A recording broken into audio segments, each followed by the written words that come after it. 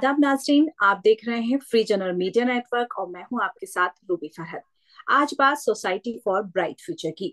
NGO यानी non government organisation किसी खास मिशन के तहत चलाए जाते हैं जिनका उद्देश्य सिर्फ और सिर्फ इंसानियत और जरूरतमंदों की मदद करना होता है, जो कि किसी भी जात, बिरादरी, मजहब या राज्य से हो सकता है। हमारे देश में भी आए दिन कोई ना कोई आपदा आती ही रहती है। कभी पहाड़ी इलाकों में भूस्खलन हो या पहाड़ों का खिसक जाना या मैदानी इलाकों में बाढ़ जैसी समस्याएं। जोशीमठ में घरों में दरारें पड़ने की घटना भी आपके सामने है। इस दौरान सरकारी मदद तो की ही जाती है, लेकिन बहुत सारी संस्थाएं ऐसी भी हैं जो ऐसे मौके पर इंसानियत को बचाने के लिए मैदान में उतर जाती हैं। हालांकि आपदाओं को कभी खत्म नहीं किया जा सकता है, अलबत्ता उस आपदा में होने वाले नुकसानात को कुछ कम जरूर किया जा सकता है। उन्हीं गैर सरकारी संस्थाओं में से एक सोसाइटी फॉर ब्राइट फ्यूचर भी है। आज इस सोसाइटी के प्रमुख रिटायर्ड आईपीएस जनाब मकबूल अहमद अनारवाला साहब हमारे साथ हैं। अनारवाला साहब ने गुजरात के कच्छ में आए विनाशकारी भूकंप में सरकार द्वारा गठित कमेटी के इंचार्ज रहे, जिसने अपनी कोशिशों से न सिर्फ गुजरात के कच्छ को पटरी पर लाकर खड़ा किया, बल्कि अपने विजन के जरिए एक नई पहचान दिलाई। बताते चले कि उनके नेतृत्व में चल रहे सोसाइटी फॉर ब्राइट फ्यूचर का काम देश के लगभग 15 राज्यों में लगातार किया जा रहा है और लगभग 2000 से अधिक ट्रेंड वॉलंटियर भी इस संस्था से जुड़े हुए हैं। अनारवाला साहब, आपका बहुत बहुत स्वागत है हमारे इस प्रोग्राम में। अनारवाला साहब, मैं आपसे जानना चाहूंगी कि एसबीएफ की स्थापना किस वक्त हुई और आपके सामने जो चुनौतियां थी वो क्या थी? Society for bright future SBF की स्थापना 2008 में हुई। कुछ बाशऊर लोगों ने इसको सोचा और वक्त की जरूरत को समझा कि हिंदुस्तान की पॉपुलेशन इतनी ज्यादा है और एरिया इतना फैला हुआ है कि हर जगह सरकार हर किसी को मदद करने को नहीं पहुंच सकती। तो जरूरी है कि एनजीओ भी, यानी हम लोग मिलकर भी, जो हिंदुस्तान के बासिंदे हैं, जो बाशऊर हैं, फिक्र करते हैं और लोगों की फिक्र रखते हैं, वो भी दूसरे लोगों की मदद करें। क्योंकि डिजास्टर का जो मतलब है वो ये है कि जिस एरिया में भी डिजास्टर हो, चाहे वो भूस्खलन हो, अर्थक्वेक हो, चाहे वो फॉरेस्ट फायर हो, चाहे वो फ्लड हो, चाहे और किसी भी तरह की मैन मेड या गॉड मेड आपत्ति हो, तो उसमें लोकल अथॉरिटी जो है, लोकल गवर्नमेंट जो है, वो हैंडीकैप हो जाती है और उसको बहुत ज्यादा बाहर की मदद की जरूरत पड़ती है। और वो जरूरत की मदद की जरूरत किन किन चीजों में पड़ती है वो जाहिर है। सबसे पहले तो जो लोग मर रहे हैं उनको बचाना है, यानी रेस्क्यू करना है। उसके बाद उनको खिलाना पिलाना है, उनके लिए साफ सुथरा पानी मुहैया कराना है। उसके अलावा उनको अच्छा खाना, फूड पैकेट्स प्रोवाइड करना है। उसके अलावा जरूरी दवाएं प्रोवाइड करना है और कपड़े भी प्रोवाइड करना पड़ता है। और जो अगर विंटर हो और ऐसा माहौल हो तो कंबल वगैरह भी प्रोवाइड करना एक जरूरी काम हो जाता है। उसके अलावा जो जो लोग गायब हैं, गुम हैं, उनको ढूंढना है। और गवर्नमेंट की जो जो संस्थाएं, गवर्नमेंट की जो जो ऑर्गेनाइजेशंस इसमें काम करते हैं, उनको भी मदद करना। तो ये तमाम चीजें मिलकर ये जरूरी था कि सोसाइटी फॉर ब्राइट फ्यूचर जैसी ऐसी एक ऑर्गेनाइजेशन काम करे जो अल्लाह का खौफ रखती हो, जो डरती हो अल्लाह से कि भाई अपने तहीं कोई जिम्मेदारी है, हमें अदा करनी है। कि जबकि एक आदमी तड़प के मर रहा है, एक औरत तड़प के मर रही है, एक बच्चा जो है उसको दूध की, पानी की जरूरत है या डूब रहा है, और दूसरे लोग उसको बैठे बैठे तमाशा देखते रहे, ये बिल्कुल सही नहीं। तो जरूरत को मद्देनजर रखते हुए और काम के जो है इतना बड़ा वसी काम है, उसको मद्देनजर रखते हुए एनजीओ में ऐसी होनी चाहिए, ये सोचकर ये शुरू किया गया 2008 में। और वॉलंटियर्स 200, 300, 700, 800 करके बढ़ते बढ़ते आज 2000 तक पहुंच गए हैं तकरीबन। और इन वॉलंटियर्स को रेगुलर हम तालीम देते हैं। इन वॉलंटियर्स की सबसे इम्पोर्टेंट खास बात जो है वो ये है कि वो अपनी जान को अपनी हथेली पर लेके आते हैं। यानी हम मदद करते हुए डिजास्टर के अंदर जब जाते हैं तो डिजास्टर के खुद भी शिकार हो सकते हैं। इस जी दिमागी मानसिक तैयारी के साथ जी इसमें शामिल होते हैं। तो जाहिर है कि ये बहुत ही बहादुरी वाला जो है जी कदम है। और इससे उसका अजर भी इंशाल्लाह अल्लाह ताला इन लोगों को ज्यादा देगा जो जो इसमें काम करते हैं। जी। बहुत सी मकबूल संस्थाएं साहब। हिंदुस्तान में काम जी करती है। जी सरकार की भी एसडीआरएफ है, एनडीआरएफ है, नेशनल डिजास्टर जी जो है उसका काम करती है। लेकिन और लोकल अथॉरिटीज भी काम करती है, लेकिन जी ये काम का पैमाना बहुत कम पड़ जाता है। जी। जी। मकबूल साहब, ये सोसाइटी फॉर ब्राइट फ्यूचर के पीछे का आपका उद्देश्य क्या था, और आपने इसको किस हद तक हासिल किया है? उद्देश्य तो ये था कि हम जो है ये जितने भी डिजास्टर हो रहे हैं उसमें ज्यादा से ज्यादा आप मदद करें, हम जल्दी से जल्दी पहुंचे वक्त पे, जी यानी हमारा रिस्पांस टाइम कम से कम हो और जल्दी से जल्दी जी पहुंचकर मदद करें। वो जो गोल्डन पीरियड है, 2 4 6 घंटे 8 घंटे जी 10 घंटे या 1 2 दिन का, वो बहुत ही गोल्डन पीरियड कहा जाता है। उसमें जानें बचाई जा सकती है, लोगों को जी रेस्क्यू करके सलामत जगह पर रखा जा सकता है, उनकी मेडिकल जी ट्रीटमेंट शुरू करवाई जा सकती है, वगैरह वगैरह। तो जी हमारा मकसद ये था सबसे पहले कि हम जो है डिजास्टर वाली जगह पर पहुंचकर उसका उसका मुआयना करें, जितना बचा सकते हैं उनको बचाएं। उसके लिए हमारे ट्रेन जो है वॉलेंटियर्स वो काम करें, और जी सरकार की जो भी एजेंसियां काम करती है उनके साथ तालमेल के साथ, जी उनके साथ उनके कोऑर्डिनेशन में हम जी इनको उनको हेल्प करें और ज्यादा से ज्यादा जानों को बचाएं। ये हमारा मेन मकसद है। दूसरी जी बात यह है कि जो बचे हुए लोग हैं, जिनकी जानें बच गई है, उनको मेडिकल सहूलत फराहम करें, और फूड जी और दूसरी हिम्मत जो जरूरी है वो फराहम करें। और उसमें मुझे लगता है कि जहां जहां जैसे बिहार में बाढ़ आई, या आसाम में बाढ़ आई, या दिल्ली में अचानक आगजनी हुई और जी बहुत से मकानात जल गए, या स्लम्स में आग लगती है, या जी फैक्ट्री में आग लगी है, तब भी हमारे वॉलंटियर्स बहुत जल्दी पहुंचे। और जी दिल्ली फायर फाइटर्स के साथ हमने बहुत अच्छा मिलकर काम किया। तो एक तरह से सुकून है कि जी हमारे ट्रेन्ड वॉलंटियर्स वक्त पे जी जल्दी पहुंचते भी हैं और हेल्प में भी लग जाते हैं। जी। जी। मकबूल साहब, मैं आपसे जानना चाहूंगी कि ऑर्गेनाइजेशन की तरफ से कौन कौन से प्रोग्राम चलाए जाते हैं?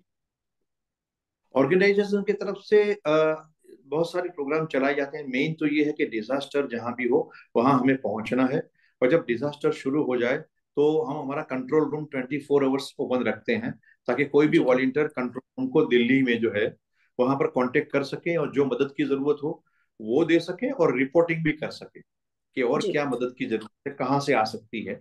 जैसे कि जी हमने जब मध्य प्रदेश में प्रॉब्लम हुआ था, फ्लड आया था 2 1.5 साल पहले, तो राजस्थान से हमने वॉलंटियर्स को भेज दिया था जो नजदीक, बिल्कुल नजदीक थे। तो जी इस तरह से कंट्रोल रूम काम करता है। मेन चीज ये है कि हम डिजास्टर मैनेजमेंट में काम करते हैं। दूसरा, कि जब डिजास्टर न हो और सुकून हो, जी तो उस वक्त हम वॉलंटियर्स को एक्टिव रखते हैं। उसमें एक कदम जो है स्वच्छता की ओर, जी जो हिंदुस्तान का जो एक मकसद है कि सफाई हो, और सफाई से ही स्वास्थ्य रहता है। जहाँ सफाई हो जी जहाँ स्वास्थ्य हो वहाँ, तो बीमारियां भी गंदगी से फैलती है। तो सफाई का एक एक टारगेट है, तो सफाई का भी जी हम जुम्बेश और मूवमेंट लेते हैं। उसके अलावा जी गरीब बच्चों को कपड़ा वगैरह, तो उसके लिए कपड़ा बैंक है, कपड़े पहुंचाते जी हैं। और अभी जो है विंटर है, और नॉर्दर्न एरिया में ठंड बहुत ज्यादा है, तो जी हम ब्लैंकेट पहुंचाने का काम करते हैं। उसका ये जो है ऑपरेशन राहत करके हम जी काम चलाते हैं। तो ये राहत पहुंचाने का काम ऐसा है कि गरीब लोगों को जिनको ओढ़ने के लिए कुछ है नहीं, या बहुत कम सामान है, या काफी नहीं है, तो उनको ब्लैंकेट जी पहुंचाए जाते हैं।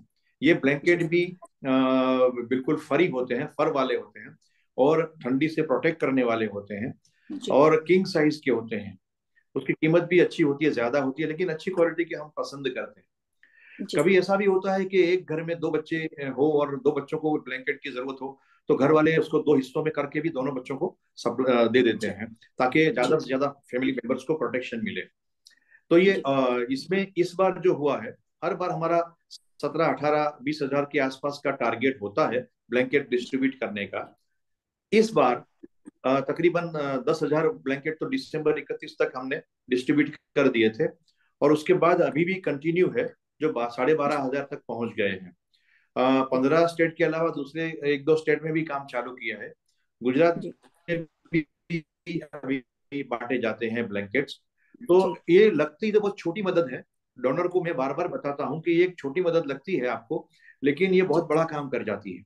यानी जी जान बचाने का तो काम करती है, ईमान बचाने का, कैरेक्टर बचाने का भी काम करती है। क्योंकि हुजूर जी सल्लल्लाहु अलैहि वसल्लम ने फरमाया कि जब बच्चे अपनी उम्र को पहुंचे, यानी जवान होने लगे, टीनेज को पहुंचे, तो उनके बिस्तरों को अलग कर दिया जाए। तो जी 7 8 10 साल के बच्चों को भी अलग कर दिया जाता है। तो इससे जी फायदा ये है। लेकिन कभी कभी मजबूरी क्या होती है गरीब माँ बाप की, कि 14 साल की लड़की है, 13 साल का जी सर, लड़का है, लेकिन उनके उसके पास उस वक्त बावजूद खाने तक के लिए पैसे नहीं होते हैं, या उनके नहीं होते हैं। बेसिक नीड्स की जरूरतें भी पूरी नहीं होती है, तो उस वक्त आप लोग आके आकर के काम करते हैं। जी, तो उस वक्त क्या करें कि उसको, बच्चों को साथ में अगर सुलाया जाए तो नए प्रॉब्लम्स खड़े हो सकते हैं। तो जी बचपन में ही उनको, फिर जब ये टीनेज पे पहुंचते हैं उसके पहले ही उनको अलग बिस्तर कर दिया जाना चाहिए। तो वो जी अलग बिस्तर कब होगा? जब मुहैया होगा मटेरियल। वरना मजबूरी जी तो ये है कि एक एक ब्लैंकेट में तीन को भी सोना पड़ता है। जी तो और दिल्ली में आप तो अभी ठंड जो पड़ रही है, और आने वाले वक्त में भी ये कह रहे हैं कि उत्तराखंड में, दिल्ली में, हिमाचल वगैरह में ठंड तो बढ़ती रहेगी, और अभी तो नए इलाकों में भी ठंड ज्यादा हो रही है। जी। जी जी सर, जिस तरह से अभी जोशीमठ में आपने देखा कि वहां पर प्राकृतिक आपदा आई है, वहां पर लोग बहुत बुरे हालात में है, घरों से बेघर हो गए, तो ऐसे में एसबीएफ के कर्मचारी एक्टिविस्ट वहां जाकर के जोशीमठ में किस तरह से हेल्प कर रहे हैं लोगों की? नहीं, वो इसमें दो चीजें हैं।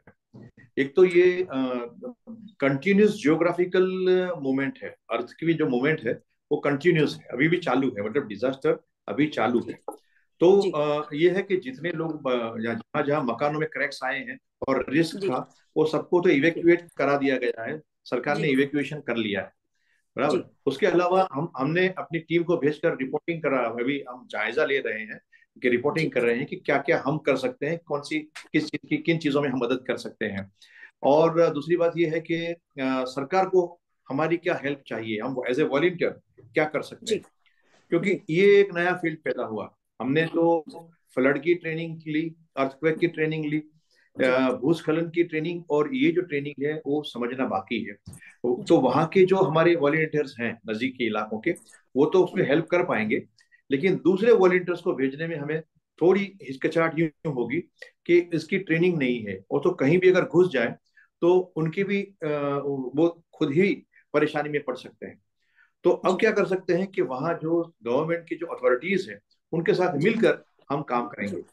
वो जो जी कहेंगे उनके मुताबिक, उनके गाइडेंस के साथ, उनकी रहनुमाई जी के साथ हम काम करेंगे। जी। जी मकबूल साहब, जैसे इस्लाम में भी ज़कात दी जाती है या मदारिस खोले जाते हैं गरीब बच्चों की मदद के लिए, लेकिन मुसलमान तबका एनजीओस को लेकर के बहुत पीछे है। आपको नहीं लगता है कि मुसलमानों को इसमें बढ़ चढ़ करके आगे आना चाहिए और इसमें और ज्यादा इन्वॉल्वमेंट होना चाहिए इन लोगों का? बिल्कुल बिल्कुल, आप बिल्कुल सही कह रहे हैं। अभी मतलब हमारी जितनी तादाद है और जितने स्कूल्स और मदरसे हैं, तो उसके कंपैरिजन में एनजीओस की तादाद बहुत कम है। और जी ये जो कंसेप्ट है बहुत ही कम डेवलप हुआ है। जी और यानी ओवरऑल हिंदुस्तानी में ये कंसेप्ट कम है कि भाई जी हमको हमको आगे आना चाहिए, काम करना चाहिए। हमारी तो जी हालत यही है कि कभी कभी तो पड़ोस में भी आग लगी हो तो हम जाके खड़े रह के देखते हैं, कुछ कर नहीं जी पाते, कि बोले जी इतनी बड़ी आग लगी है, एक बाल्टी में क्या होगा। तो ये हालत जी हमारी है। तो उसमें जी क्या करना चाहिए, उसकी तालीम तरबियत की भी जरूरत है। तो जी तब जब जाके एनजीओस बढ़ेंगे, वॉलेंटियर्स बढ़ेंगे, और ऐसे जी तमाम डिजास्टर्स में ज्यादा से ज्यादा लोग हमें हासिल होंगे जो मदद कर पाए। जी। जी जी जी मकबूल साहब, मैं आपसे जानना चाहूंगी कि आपके अनुसार एसपीएफ की अब तक की सबसे बड़ी उपलब्धि क्या है? सबसे बड़ी उपलब्धि तो आप देखिए कि आसाम के जो फ्लड हैं वो है। उसके जी अलावा हमने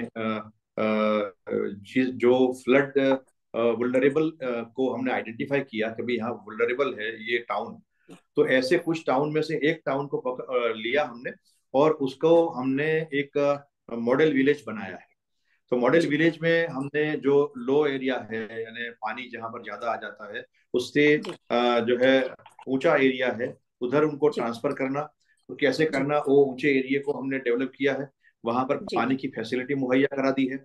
जी उसी गांव में, ये गांव का नाम ये गांव जो है ये आसाम का है। और वहां जी पर अ, जो पानी, कभी कभी क्या होता है कि मानसून में या फ्लड आ जाता है, तब गांव जो है कट कट ऑफ हो जाता है। जी रोड जो है मतलब मोटरेबल रोड नहीं होता, इवन वॉकेबल वॉक भी नहीं कर सकते, ऐसी हालत होती है। तो वहां पर हमने बांस के जो है बैम्बू ब्रिज बना के दिए देने की कोशिश की है, और वो कामयाब जी भी रहा है। जी। जी सर, तो आने एक तो वाले ये वक्त। उपलब्धि है कि हम, हाँ हाँ, जी जी जी। जी जी सर, जी आप मुकम्मल करिए अपनी बात। जी तो हमारी उपलब्धि में ये है कि हम कुछ जान भी बचा सके हैं। और सबसे इम्पोर्टेंट चीज है कि जब वो ट्रॉमा में होते हैं, फ्लड के बाद या आग के बाद, तो उनको जी हिम्मत और टाढ़स बढ़ाने बढ़ाने में भी हम यूजफुल हो गए हैं। उसके जी अलावा ये जो कोरोना जैसा पेंडेमिक था, तो उसमें हमने बहुत अच्छा काम कर लिया। उसमें ज्यादा से ज्यादा लोगों को गाइड किया, सपोर्ट किया, ऑक्सीजन भी सप्लाई किया। और जो है जो जरूरी चीजें हैं, जैसे कि अपने कुछ टेबलेट्स वगैरह वो सप्लाई करना, या मास्क सप्लाई करना, मास्क का सप्लाई वगैरह हम करते रहे, और लोगों को जी गाइड करते रहे ताकि वो मिसगाइड ना हो और डर न फैले। तो जी सरकार ने जो जो सूचनाएं दी वो लोगों तक पहुंचाने में भी और उसका अमल जी कराने में भी हमने जी पेंडेमिक में अच्छी कोशिश की है, अल्हम्दुलिल्लाह। जी जी प्रफुल्ल साहब, आने वाले वक्त में आपकी क्या योजनाएं हैं ताकि लोगों से और ज्यादा आप जुड़ सकें? ये है सबसे पहले कि ज्यादा से ज्यादा स्टेट्स में और ज्यादा से ज्यादा इलाकों में जी एसबीएफ का काम फैले और लोग ज्यादा इन्वॉल्व हों उसमें। उसके जी अलावा कॉलेजेस के स्टूडेंट्स जो हैं और यंगस्टर हैं, वो भी इसमें जुड़े ज्यादा से ज्यादा, ताकि जी वॉलेंटियर्स की तादाद हमें ज्यादा मिले, और कहीं भी कोई भी प्रॉब्लम हो तो हम उसको जी पहुंच सकें। तो हमारा ये है। दूसरी बात ये है कि जो बार बार मैं रिपीट करता हूँ कि ट्रेनिंग बहुत इंपॉर्टेंट हमारा पहलू है। तो जी हर साल हम उनको ट्रेनिंग देते रहें, जी नेशनल लेवल पर भी, स्टेट लेवल पर भी, डिस्ट्रिक्ट लेवल पर भी, और छोटे टाउन लेवल पर भी, ताकि वॉलंटियर्स जो है हमेशा चौकन्ना रहे और कैसे काम करना, नए क्या इक्विपमेंट्स अवेलेबल हैं, नए क्या साधन का हम इस्तेमाल करके लोगों की जान बचा सकते हैं, उसका ट्रेनिंग में एक हिस्सा होना चाहिए। तो वो उनको हम ट्रेनिंग देते हैं। ट्रेनिंग का हमारा एक अच्छा पहलू है, और उसको मजीद साइंटिफिक ट्रेनिंग देने का, साइंटिफिक ट्रेनिंग की तरफ हम ले जा रहे हैं। यानी लास्ट ईयर से इस साल जो है हम उसको ज्यादा साइंटिफिक बनाएंगे ट्रेनिंग को। दूसरी बात यह है जी कि इक्विपमेंट वेल इक्विप बनाना है इसको। ये जी लेकिन चूंकि हमको हमारे फाइनेंशियल मजबूरियां भी है, तो हमें मालूम होने के बावजूद भी कुछ इक्विपमेंट्स तो बचा सके हैं। लेकिन जी अच्छे बेहतरीन इक्विपमेंट्स जो हैं, जो जी नेदरलैंड में अवेलेबल हैं और जी इंडियन जो डिजास्टर अथॉरिटीज भी इस्तेमाल करती है, ऐसे जी इक्विपमेंट्स बसाने की हमारी तमन्ना है।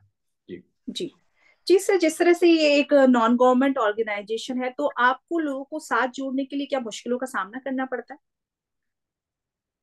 हाँ, बिल्कुल करना ही पड़ता है। लेकिन क्या है कि जोड़ने के लिए हमारी जो कोशिशें होती है उसमें पावर पॉइंट प्रेजेंटेशन हम देते हैं, ताकि लोगों को जी पता चले कि वॉलंटियर्स कहाँ कहाँ कैसे कैसे काम करते हैं। उसके जी अलावा लोगों की तकलीफों का बयान करते हैं। एक्चुअली क्या है कि बिल्कुल। आज लोग इतने सेल्फ सेंटर्ड हो गए हैं, अपने अपने काम में इतने बिजी हो गए हैं, और दूसरा कि मोबाइल वगैरह में इतने बिजी हो गए हैं कि कहीं जी कोई डिजास्टर हो जाता है तो पहले जितनी सिंसियरिटी से लोग लेते थे, उतनी सिंसियरिटी से अभी जी उसको मदद एडप्ट नहीं करने से किया। पहले लोग वीडियो बनाना पसंद करते हैं। हाँ, जब वीडियो बनाना जी पसंद करिए, हम तो रोड पे तड़पते हुए देखते हैं, एक जी एक्सीडेंट जी हो गया है, 20-25 लोग खड़े हैं, तो वो चाहे तो अपनी गाड़ी में डाल के एक एक आदमी को लेके जी जाके हॉस्पिटल पहुंच सकते हैं। जी और सरकार ने भी ये डिक्लेयर कर दिया है कि भाई एक्सीडेंट के प्लेस पर अगर कोई तड़प तड़प रहा है, तो आप बेशक बेझिझक उनको उठा के हॉस्पिटल पहुंचा दीजिए। जी सीन ऑफ क्राइम नहीं है। इसको प्रोटेक्ट जी करने के लिए दूसरी चीजें पड़ी है, व्हीकल पड़े जी हैं, लेकिन जान तो जी बचा लीजिए आप। तो ये जी जान बचाने की बहुत जरूरत थी। तो जी सरकार ने भी छूट दी है कि भाई आप कहीं भी डिजास्टर में आप सपोर्ट करते हैं लोगों को, तो आपको कोई परेशान नहीं किया जाएगा, बल्कि आपको रिस्पेक्ट की नजर से देखा जाएगा। जी। जी जी सर, जिस तरह तो से और भी बड़ी बड़ी ऑर्गेनाइजेशन है हमारे देश में, वो काम कर रही हैं, तो उस लेवल तक पहुंचने के लिए क्या अभी वक्त लगेगा? नहीं, वक्त तो क्या है कि हम में ही बेदारी आ जाए तो बस ये है कि जैसे रमजान में हम जक़ात जो है हम खाने पीने के पीछे लोगों को देते हैं, कि भाई जी इनको गरीब है खाने पीने, लेकिन जो है उसमें नजरिया थोड़ा बदल जाए और जक़ात का कुछ हिस्सा जो है वो डिजास्टर मैनेजमेंट के अंदर भी शेयर किया जाए तो भी वो भी एक अच्छा, अल्लाह ताला अजर देता है उसका। और वो भी जी सही जगह पर जक़ात का इस्तेमाल है, क्योंकि जहाँ डिजास्टर होता है वो जक़ात के हकदार लोग ही होते हैं, चाहे जी वो करोड़पति भी हो। जैसे कच्छ में जब आया था भूकंप, तो जी हमने देखा कि बहुत से लोग खाना नहीं खाते थे। तो जी मेरे साथ जो मैं पुलिस ऑफिसर था, उसमें ड्यूटी थी मेरी, जी और जी एनजीओ थे। तो एक जी एनजीओ मुझे रिक्वेस्ट कर रहा था कि साहब हम कपड़े दे रहे हैं, वो कपड़े लोग नहीं ले रहे हैं, क्योंकि हम क्यों लें। तो हमने जी कहा कि आपका हक बनता है, आप ले लीजिए, और जब जी आपको लगे कि आप चीजें, आपका रूटीन चालू हो गया है, तो आप जी उसके बाद आपका जो जो खाना आपने खाया है एनजीओ की तरफ से, वो जी दूसरे गरीबों में खिला दीजिए, और कपड़े भी आप दूसरों को बांट दीजिए, नो प्रॉब्लम। लेकिन अभी तो आप जरूरतमंद है हमारी नजर में, प्लीज आप खाना खाइए। तो रिक्वेस्ट करनी पड़ती थी, यानी इतने जी खुददार लोग भी थे। जी जी जी मकबूल साहब, मैं आपसे जानना चाहूंगी, जिस तरह से अभी जो हालात चल रहे हैं देश में, जिस तरह से आए दिन कोई ना कोई आपदा आती रहती है, तो उसमें एक हमारा जो नौजवान है वो कहीं ना कहीं पीछे रह जाता है, वो बहुत ज्यादा इन्वॉल्वमेंट नहीं दिखाता है, तो इसके लिए क्या करना चाहिए? इसके लिए तो सबसे पहले स्कूल के सिलेबस में डिजास्टर मैनेजमेंट का एक सब्जेक्ट होना चाहिए। जी एंड ये डिजास्टर मैनेजमेंट में ट्रैफिक का भी ऐड कर सकते हैं, ट्रैफिक भी ऐड कर जी सकते हैं। इट इज ऑल्सो जी डिजास्टर। और जी हमारी जिंदगी में सबसे जरूरी चीज है कि हमारी खातून, हमारे घर की बच्ची जब किचन में जाती है, वो भी डिजास्टर का शिकार हो सकती है। गैस जी सिलेंडर फट सकता है, या आग की तई आग लग सकती है। जी स्कूल में बच्चे हैं तो स्कूल की बिल्डिंग गिर सकती है कभी भी, पुरानी हो, उसको ये किया हो, या रास्ते में आते जाते दरख्त गिर सकता है, बिजली गिर सकती है जो मानसून में, रोड पे एक्सीडेंट हो सकता है अगर सेफ जगह पर बच्चे खड़े ना हो। या तो बच्चों को बचपन से ही डिजास्टर के लिए ट्रेन किया जाए, खिलौनों के साथ। बचपन में क्या, उसी तरह से एक छोटी पोएम हो, 2 लाइन की, 4 लाइन की, उसमें दिखा जाए कि भाई आग लगे तो क्या करें भाई, पहले भागे पहले भागे, आग लगे तो जी पहले भागे। तो बच्चों का जी क्या है कि फर्स्ट स्टैंडर्ड में ही वो समझ जाएगा कि भाई आग लगे तो क्या करना है, तो उसको पता है कि पहले भाग जाना है उधर से, उधर खड़ा नहीं रहना, देखना नहीं क्या हुआ। तो जी उसी तरह से डिजास्टर में जब अर्थक्वेक हो तो क्या करना है कि भाई, अगर आप ऊंचे मंजिले पर हैं तो फर्नीचर के नीचे घुस जाइए, अगर फर्स्ट जी सेकंड थर्ड फ्लोर पे हैं तो सीढ़ी से उतर जाइए, लिफ्ट का जी उपयोग मत कीजिए। आप 9th या 10th मंजिले पर हैं, जैसे दिल्ली में है, बड़ी मल्टी स्टोरी बिल्डिंग है, तो स्काई स्क्रैपर में है, तो आपको चाहिए कि आप नीचे उतरने की कोशिश करने की बजाय 32वें मंजिले से जी नीचे नहीं उतर सकते, आप 35वें मंजिले टेरेस पे चले जाइए, आपको बचने की जी संभावना बढ़ जाएगी। तो ये जी सब चीजें जो है वो एक्चुअली जब डिजास्टर हो तभी सीखे, जरूरी नहीं है, जी पहले से उसको सिलेबस में शामिल करना चाहिए और करना पड़ेगा। जैसे यूरोप में और जी अमेरिका में उसको स्कूल सिलेबस में शामिल है। अच्छा, डिजास्टर मैनेजमेंट अच्छा है कि अभी एक फैकल्टी के तौर पे भी इख्तियार किया जाता है, अलग से उसको एक फैकल्टी बनाई गई है। जैसे आर्ट्स, साइंस, कॉमर्स, इंजीनियरिंग, जी इस तरह से डिजास्टर मैनेजमेंट भी एक फैकल्टी के तौर पर डेवलप हो रहा है, लेकिन उसकी मकबूलियत इतनी नहीं है, सरकार को भी जी इस पर ध्यान देना पड़ेगा। और नेशनल डिजास्टर रिस्पॉन्स फोर्स है, और जी उनको भी इसमें हिस्सा लेना पड़ेगा कि जी स्कूलों में जा जाके, हालांकि वो ट्रेनिंग देते हैं लेकिन एक्स्ट्रा क्लास की तरह देते हैं। जी तो जब सिलेबस में शामिल हो जाएगा, बच्चों में भी एक नई तवानाई और नई जागृति आ जाएगी, जी अवेयरनेस आएगी, और वो उसको एक्सेप्टेबिलिटी और एडेप्टेबिलिटी बनेगी इंशाल्लाह। जी जी सर, क्या आप ऐसा कोई सुझाव देना चाहेंगे जो भारत में आपदा प्रबंधन की अवधारणा और कार्य प्रणाली को और मजबूत करने में मदद कर सके?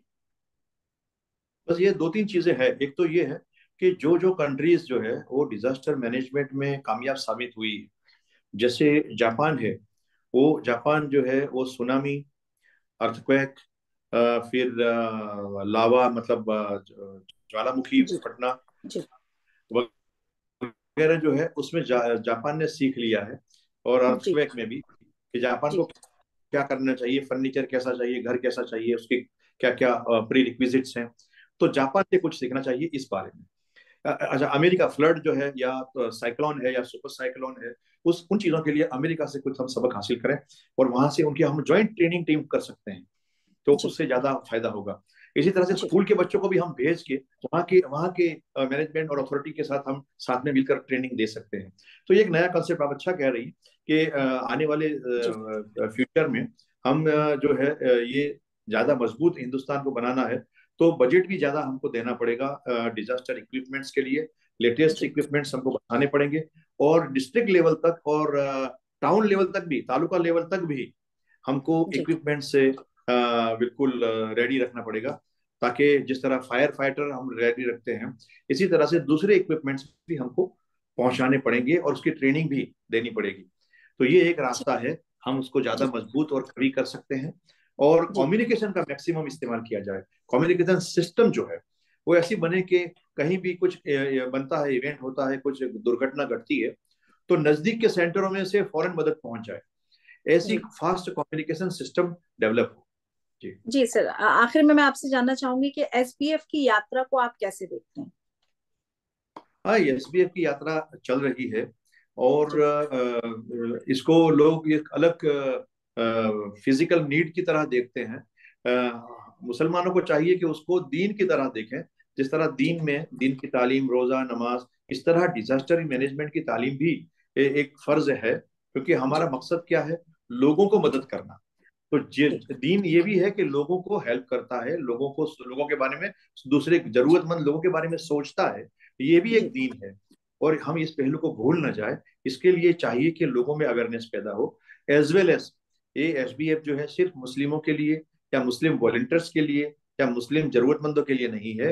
हिंदुस्तान के तमाम नागरिकों के लिए या दुनिया के तमाम नागरिकों के लिए भी हमारा जो है ये ओपन है। हम जी खिदमत खल्क करना चाहते हैं, लोगों की सेवा करना चाहते हैं, लोगों को मदद में लोगों की हेल्प करना चाहते हैं जो जरूरतमंद है, और उनको जी ये डिजास्टर से बाहर निकाल कर फिर से बसाना, उनका पुनर्वसन करवाना चाहते हैं। और इसलिए जरूरी है कि अवेयरनेस हर लेवल पे हो, और हिंदू भाई और क्रिश्चियन और मुस्लिम तमाम उसको धर्म का एक हिस्सा समझकर लोगों की जान बचाने में लग जाएंगे। तो मुझे लगता है कि आने वाले दिनों में हम कामयाब डिजास्टर मैनेजमेंट सिस्टम डेवलप कर पाएंगे। जी, बहुत बहुत शुक्रिया मकबूल साहब आपका। हम उम्मीद करते हैं कि आपका एनजीओ बहुत ज्यादा लोगों की मदद कर सके, जरूरतमंद लोगों तक जुड़ सके। आपका इस प्रोग्राम में आने के लिए बहुत बहुत शुक्रिया। आज के प्रोग्राम में इतना ही। अल्लाह हाफिज।